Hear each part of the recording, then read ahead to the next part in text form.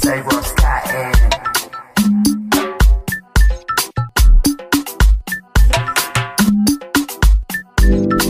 Say what's cutting.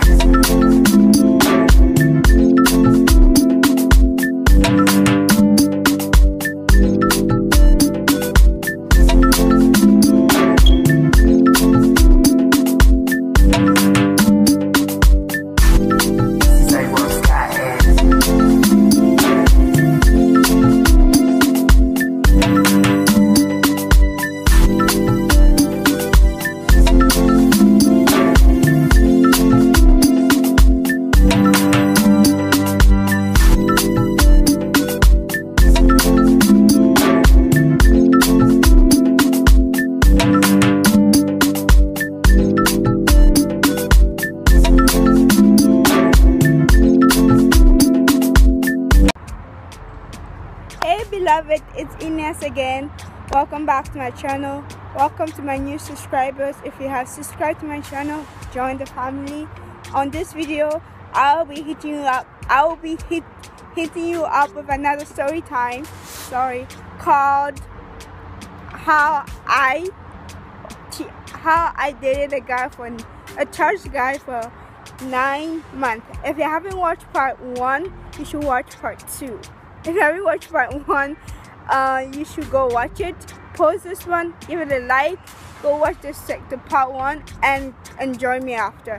I'll be waiting maybe 5 minutes. If you have watched it, I will let you guys, I will continue. So I met this guy on church. Mind this, you know, when you meet a guy from church, it's always a blessing, and it's a blessing to see a man from church, because God has blessed you with a man who is going to be good to you, who's going to be nice to you, who's going to treat you good. And guess what? I met him. We met on Sunday at the house of the Lord. Lord, praise the Lord. Lord is good, always good. So we saw each other. It was like the first time we saw each other. How do you explain that? Like, as met, it was such a special day of my life, and ever since that day we talked. And I was going to school. I was going to middle school in ISM, and I was going by bus, and every single day he will call me and tell me how I am, and tell me how his day was, and everything was so fine. We would talk every day, we would text every day, he would send me voucher, he would make sure that I was fine, like every single, like other boyfriend do. This was my first ever nice boyfriend I ever had in a very long time, and that time I was really desperate for a boyfriend. Well, I wasn't using him, but I was like, okay, he's so cute, he's a nice guy. We talk, we miss each other, we call each other at night, and that's where my sister got really pissed off. It's like, why can't he just call you over the day when nobody's sleeping, when there was no disturbance?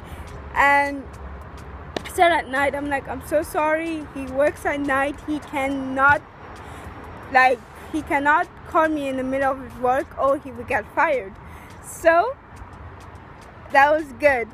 And one day my family and I decided to go on Zanzibar, and guess who was in Zanzibar? My boyfriend was in Zanzibar. He was working in the airport at that time, and we went, my family and the other family decided to go to Zanzibar for Easter, and we went there, and I told him that, guess what, I'm going to Zanzibar, I'm going to see you. But the problem was I was not going to see him anyways, because my parents were staying in the hotel for Christmas, for Easter, and the only way I can see him was in the airport.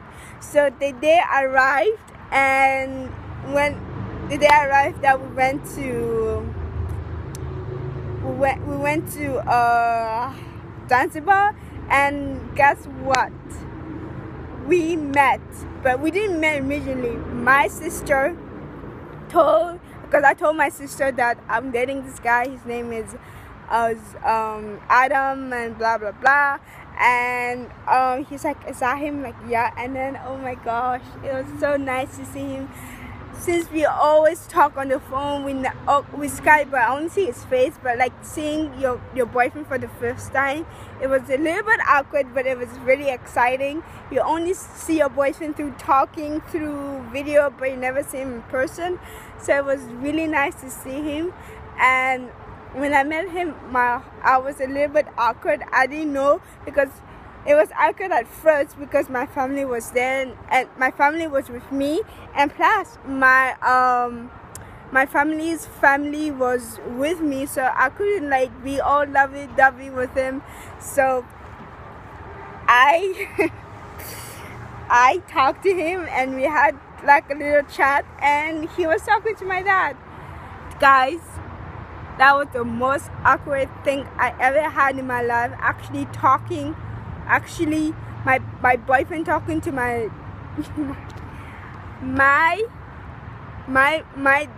father, telling him that he was gonna marry me. The boyfriend you just met, you talk to every day, tells your father that he's going to marry his daughter. That's a little bit creepy. Imagine that. So he told my father, and I don't even remember what my father was saying. But since that airport, we never saw each other. And when we came back from Zanzibar, we keep talking. We talk and talk. And the crazy thing is, here comes the crazy things. We got married through the phone. He asked me to marry him. It's like, let's do marriage right now. I'm like, okay.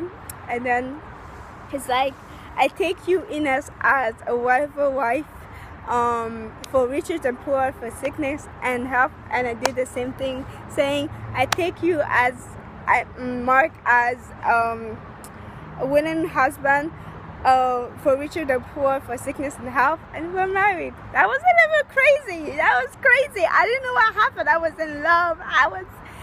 And love, you know, when you're in love, you don't know what you're doing. So we did get married, and ever since we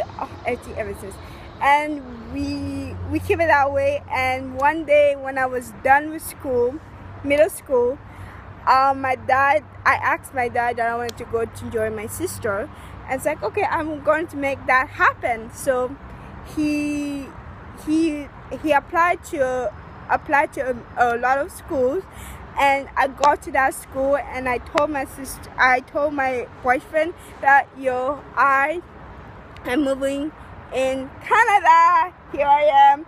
And it's like, I told him like, we cannot be together, we cannot see each other and everything. But I broke up with him. That was the most bad decision I ever met.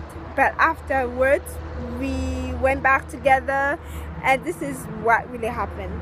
When we went back together, I was in high school, and we couldn't really see each other. So, what we did, every time I have free time, I will Skype him. Every time he had a free time, he would Skype me. And we were trying to Skype each other. So we finally, it's come to 8 minutes.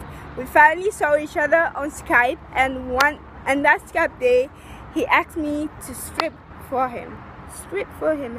I told him, no, I don't want to strip for him. He was so mad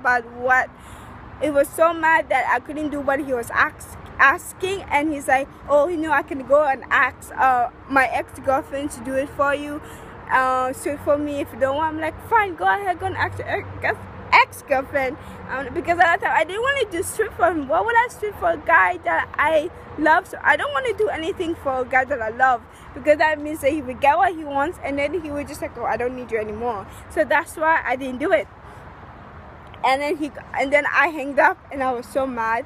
And one day he called me when I was in holiday. He was like, yo, hi, I want to tell you something. I nearly cheated on you with my ex-girlfriend.